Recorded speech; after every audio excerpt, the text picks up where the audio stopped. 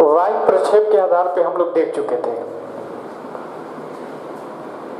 वायु प्रक्षेप या प्राणवायु के आधार पे हम लोग देख चुके थे कि दो होते थे, कौन कौन? अल्प प्राण और महाप्राण। यहाँ तक हम लोग बात कर चुके थे। अल्प प्राण महाप्राण क्या होता है, संख्या में कितना होता है, यहाँ तक बात हो गई थी। अब आप लिखेंगे संरचना के उच्चारण के आधार पर, उच्चारण के आधार पर वर्ण किसके आधार पे? देखिए, एक होता है उच्चारण स्थान के आधार पर। नींद आ रहा है क्या जी तुमको? नींद आ रहा है, एकदम पूरे मस्ती में सो रहा हो, ठीक है ना? पूरे एकदम मस्त सो जाओ और फिर जब ये कार्यक्रम संपन्न हो जाए तो ओहो पढ़ लिए हम तो। खैर कोई बात नहीं, चलिए प्लीज फोकस करिए। आप उच्चारण के आधार पर वर्ण कितने होते हैं? अब एक बात दिमाग में आप ध्यान रखेंगे, उच्चारण स्थान अलग चीज होती है। उच्चारण स्थान अलग चीज होती है, यानी जिन जगहों से, जिन भागों से स्पर्श होकर जीभ जाएगी वह क्या होगा? वह उच्चारण स्थान कहलाएगा।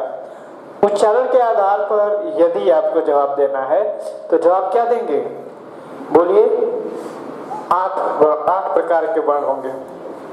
कितने प्रकार के?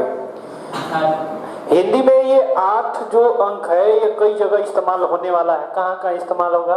तो हिंदी में यदि कारकों की संख्या पूछ ले कि हिंदी में कारक कितने होते हैं, तो भी जवाब क्या देना होगा? 8 देना होगा। प्रयोग या संरचना के आधार पर अगर इस तरीके का प्रश्न आ जाए, प्रयोग या संरचना के आधार पर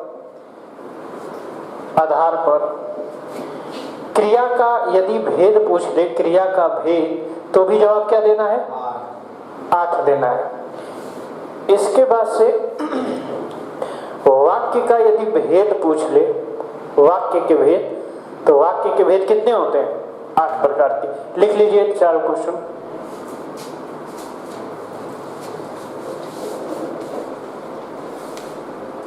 हो गया? कारकों की संख्या 8, प्रयोग संरचना के आधार पर क्रिया का भेद, अर्थ के आधार पर वाक्य के भेद, ये भी बोल सकता है। अर्थ के आधार पर क्या? अर्थ के आधार पर वाक्य के भेद, ठीक है ना? और वर्ण के प्रकार यदि पूछता है, वर्ण के प्रकार, तो भी जवाब क्या होगा? 8 होगा। तो ये 4 प्रश्न, 5 प्रश्न जो आपको मिलेगा, 8 जिसका जवाब होगा वो मैंने चर्चा कर लिया। कारकों की संख्या, प्रयोग संरचना के आधार पर क्रिया का भेद, अर्थ के आधार पर वाक्य के भेद, वर्ण के प्रकार, इन सभी प्रश्नों का जवाब सिर्फ 8 है। 8 से रिलेटेड सारी जानकारी हम मैथमेटिक्स पढ़ाएंगे तो वहां देंगे। 8 अपने आप में क्या रहस्य छुपा के रखा है। बहुत जल्दी इसका वीडियो आने वाला है नंबर्स के बारे में। और कल यानी परसों, कल यानी छोटी होली और परसों बड़ी होली, तब हम लोग क्या करेंगे? कलर के बारे में कल पढ़ेंगे कि कलर का मतलब क्या होता है। कल ही हम जानेंगे कि हमारे तिरंगे में जो ऊपर ऑरेंज कलर है, नारंगी ना, नारंगी कलर क्यों लगाया गया? केसरिया है ना, सैफरॉन, तो केसरिया कलर क्यों इस्तेमाल हुआ है, ठीक है ना? उसके बारे में पूरा विस्तृत कि क्यों उसको ऊपर रखा गया, उसको ऊपर नीचे रखने का भी क्रम हम जानेंगे। सारा कुछ रहस्य रंगों के बारे में फिर जानेंगे। अपने हमारी जिंदगी में रंग कितने महत्वपूर्ण हैं, कितने बेरंग हो जाती है दुनिया जब रंगदार कोई नहीं मिलता है। तो रंगदार है आपकी जिंदगी में कोई? बोलिए। रंगदार आपके अलावा आपकी जिंदगी में कोई नहीं हो सकता है। इसलिए आप ही वो रंगराज रसिया पुरुष है या महिला हैं जिनको दूसरे का ना तो कॉपी करना है ना तो कॉपी पेस्ट। ये जब मैं महिला सशक्तिकरण बताऊंगा तो मैं बताऊंगा महिलाओं को कॉपी पेस्ट की भूमिका में यदि देखेंगे तो सबसे बड़ा रोल प्ले करेंगी सब। महिला सशक्त कैसे होती हैं, कॉपी पेस्ट की अवधारणा कहीं ना कहीं यदि देश में आया होगा तो महिलाओं के संदर्भ में। जैसे अगर एक नीचे वाले होठ पे अगर वो लिपस्टिक पोत ले और क्या करे, दूसरे होठ से चिपका दे तो दूसरे पे क्या हो जाएगा? कॉपी पेस्ट हो जाएगा। समझ में आ रहा है ना। तो ये जो कॉपी पेस्ट वाला कल्पना है महिलाओं को, मुझे लगता है कि अगर किसी देश में आया तो महिलाओं के संदर्भ में आया होगा। एक होठ पे लगाएगी होठ लाली और जैसे दूसरा होठ चिपकाएगी ऐसे कच, तो उसका बस कॉपी पेस्ट हो जाएगा। तो महिला सशक्तिकरण पढ़ेंगे, उसमें बात जानेंगे। अब कहेंगे महिला सशक्ति में इसका क्या मतलब है, तो ये बात हम लोग देखेंगे कि अगर हम देखें तो कहीं ना कहीं उनसे बहुत चीजें सीखने को मिलती है, लेकिन हम लोग इसका मुद्दा दूसरा मानते हैं। अब वो प्रयोग उच्चारण के आधार पे वर्ण जो होते हैं 8, वो कौन कौन है उनको जल्दी लिखेंगे। पहला लिखिए, पहला लिखेंगे स्पर्शी, पहला लिखेंगे स्पर्शी। क्या बोलेंगे? स्पर्शी। अस्पर्शी मत बोलिएगा, बहुत लोग इसको बोलते हैं अस्पर्शी। अस्पर्शी ये बोलना बिल्कुल बेकार है, गलत तरीका है और नहीं होता है।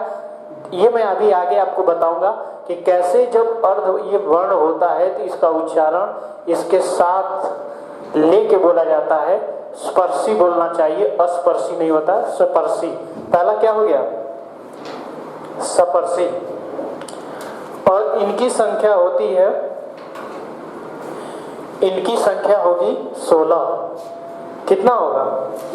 लिख लीजिए तो, इनकी संख्या होगा 16। प्रत्येक वर्ग के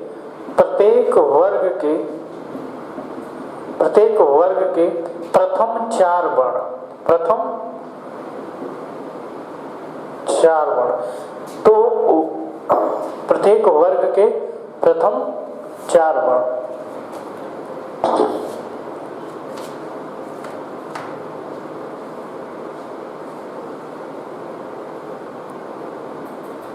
हो गया? तो आपके दिमाग में क्या आएगा कि सर मान लीजिए कि प्रत्येक वर्ग के प्रथम 4 वर्ण हैं, तो 4 वर्ण हैं, तो वर्ग हमारे पास कितने हैं? वर्ग हमारे पास कितने हैं? 5। और प्रत्येक वर्ग का 4 तो होना चाहिए कितना? 20। तो आखिर एक वर्ण कौन ऐसा है जिसको हम नहीं लेंगे? क्योंकि 20 में से 4 निकालेंगे, एक वर्ग तो ऐसा होगा ना जिसका 4 वर्ण का उच्चारण नहीं होगा। तो जरा उसको लिख लीजिएगा कि कौन सा ऐसा वर्ण होगा, जो कौन सा ऐसा वर्ग होगा जो स्पर्शी नहीं होगा, तो उसका नाम लिख लीजिएगा च। यानी च वर्ग नहीं होगा तो क, ट, त, प, ये सब के सब जो होगा वो क्या होगा? बोलिए, ये 16 क्या होगा? स्पर्शी होगा। 16 क्या होगा? स्पर्शी नहीं, स्पर्शी। वही फिर बार बार गलती होगी, उच्चारण हम बचपन से गलती करते आ रहे हैं। अभी टीचर बन जाएंगे, जाके स्कूल में पढ़ाना है, वहां कहेंगे स्पर्शी। स्कूले जाएगा भाई, स्कूल जाना है, वो स्कूल है, स्कूल स्कूल। अब बोलते स्कूल, स्नान करना है कि स्नान है। समझ में आ रहा है ना? तो यही उच्चारण हम हमारे शिक्षक हमको गलत तरीके से पढ़ा दिए, हम जाके कहीं और कॉपी पेस्ट कर देंगे, फिर मामला वैसे ही रहेगा। फिर कहेंगे हमारी शिक्षा प्रणाली में तो बदलाव ही नहीं हुआ। भाई बदलाव करने वाले आप और हम हैं। एक बार बता दिए, आप उसको फिर से इम्प्लीमेंट नहीं कर रहे, प्रयोग में नहीं ला रहे हैं, तो फिर वो कितना भी बढ़िया पढ़ा दिया जाए उससे कोई आउटपुट नहीं आने वाला है। तो पहला आपने देख लिया कि स्पर्शी व्यंजन जो होंगे या वर्ण होंगे प्रत्येक वर्ग के प्रथम 4, और जो वर्ग होगा वो कौन कौन सा होगा? क, ट, त, प। च वर्ग नहीं होगा। तो बाकी अगर आप लिखना चाहें तो क वर्ग का 4 लिख लीजिए। क वर्ग का 4 क, ख, ग, घ, ये हो जाएगा ना। ट वर्ग का ट, ठ, ड, ढ। त वर्ग का थ, द, ध, प, फ, ब, भ। ठीक है ना? ये लिख लीजिए। तो ये क, ट, त, प वर्ग का 4 हो गया। तो कितना हो गया? प्रत्येक वर्ग का 4 तो 16 हो गया। दूसरा लिखेंगे संघर्षी। दूसरा क्या लिखेंगे? संघर्षी। कई मामलों में इसको उष्म भी बोल दिया जाता है, लेकिन पूर्णतः उष्म नहीं बोलना, एक तरीके से गंवारा टाइप जवाब हो जाएगा, इसलिए संघर्षी वाला जवाब आप सही मानिए। संघर्षी वाला लिखिए। तो इनकी संख्या कितना होगा? इनकी संख्या, संघर्षी व्यंजन बताइए, ये मिटा रहे हैं। संघर्षी व्यंजन बताइए कितना होगा? संघर्षी व्यंजन बोलिए 4, तीनों सौ, दंत, तालव्य, मूर्धा, दंत और इसके साथ ह। ये जो संख्या 4 है ये क्या होगी? संघर्ष। इन्हीं को हम जो 3 है इनमें से ऊष्म व्यंजन भी बोलते हैं। हम बोलते समय हमारे मुख से क्या होगी? गर्म हवा बाहर निकलेगी, ठीक है ना। इनको बोलते समय संघर्ष करना पड़ता है। शो, हो, शो, तो ये क्या कहलाएंगे? संघर्षी व्यंजन कहलाएंगे। संख्या कितना होगा? 4। इनके अलावा और भी हैं, इनके अलावा और भी हैं, लेकिन अभी एनसीईआरटी में इतनी ही बात की गई है। इनके अलावा जो विदेशी जो स्वर, विदेशी जो वर्ण है जैसे क, ख, ग, ज, फ, ये भी तो एक तरीके से बोलने पे इनके जो नुक्तेदार वर्ण हैं इनको बोलने पर भी क्या होता है? संघर्ष होता है। तो इनके अलावा ये भी है, तो ये दिमाग में रखेंगे। नेक्स्ट लिखिएगा तीसरा, स्पर्श संघर्षी। बेटा तीसरा लिखिएगा स्पर्श संघर्षी। स्पर्श संघर्षी, ऐसे स्पर्श संघर्षी लिखिए। इनके बारे में, इनकी संख्या भी होगी 4। इनकी संख्या कितनी होगी? 4। आपने पहला जो लिखा था, पहला क्या था? स्पर्शी। क्या था? उसमें कौन सा वर्ग छोड़े थे आप? चौवर्ग। तो ये चौवर्ग का जो चौवर्ग का प्रथम 4 वर्ग, चौवर्ग के प्रथम क्या 4 वर्ण, यानी च, छ, ज, झ, ये सभी के सभी क्या हो जाएंगे? स्पर्श संघर्षी हो जाएंगे। स्पर्श भी होगा, संघर्ष भी करना पड़ेगा। हो गया। उसके बाद से ये कितना था? तीसरा था या चौथा? तीसरा था ना। चौथा लिखेंगे। चौथा लिखिएगा नासिक्य। चौथा क्या हो गया? नासिक्य। और प्रत्येक वर्ग का पंचवा अक्षर यानी 5वां अक्षर क्या कहलाता है? नाक से बोला जाता है। यानी क वर्ग का अंग, छ वर्ग का बोलिए ट वर्ग का, त वर्ग का, न, प वर्ग का, यानी प्रत्येक वर्ग का 5वां अक्षर। तो नासिक्य व्यंजन कितने होंगे? नासिक्य व्यंजन कितने होंगे? 5। लिख लीजिए। उसके बाद से जो 5वां लिखना है आपको, संघर्षहीन। क्या लिखना है? संघर्षहीन। ऐसे व्यंजन वर्ण जिनको उच्चारण करने में संघर्ष नहीं होता है। कितने होते हैं संख्या में? इनको एक और नाम से जानते हैं, आप जानते होंगे बहुत अच्छे तरीके से, अर्धस्वर। अर्धस्वर कितने होते हैं? 2। कौन कौन से होगा? य और व, य और व। इनकी संख्या कितनी हो जाएगी? 2 हो जाएगी। क्लियर है? चलिए 6वां लिखिएगा बेटा।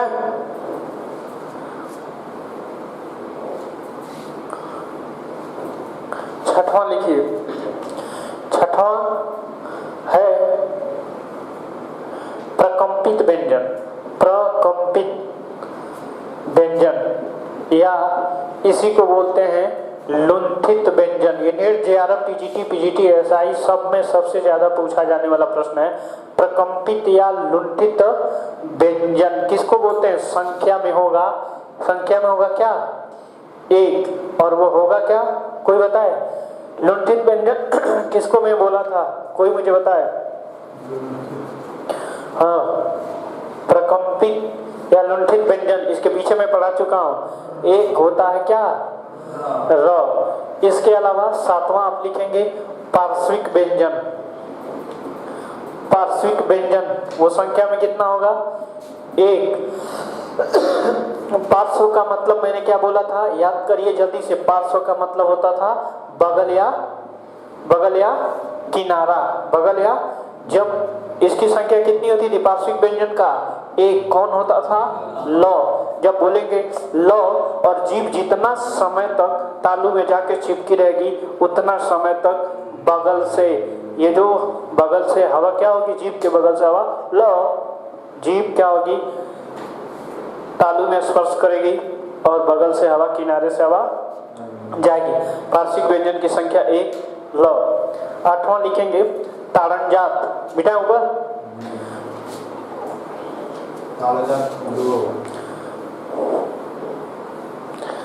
जिनके बारे में हम लोग पहले चर्चा कर चुके हैं, ताड़नजात, ठीक है ना।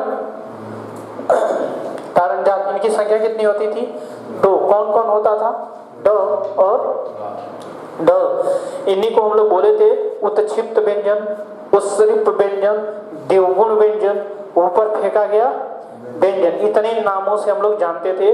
पिछली कक्षा में मैं इनका चर्चा कर चुका हूं, बहुत इंपॉर्टेंट है। इसके बारे में जानेंगे, ये बहुत ज्यादा इंपॉर्टेंट है सब।